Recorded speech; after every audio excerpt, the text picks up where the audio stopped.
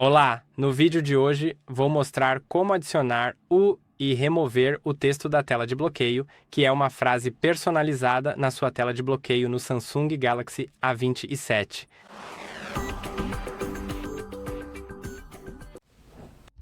Se você quiser fazer isso, precisa ir até as configurações.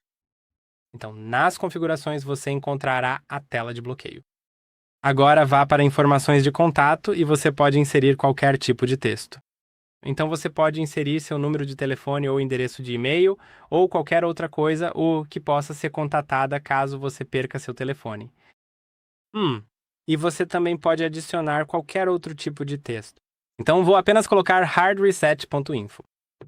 É isso o que eu sempre faço. Então, como você pode ver, aparece bem aqui. E é assim que você pode adicionar. Espero que este vídeo tenha sido útil. Não se esqueça de curtir e se inscrever, e vejo você no próximo.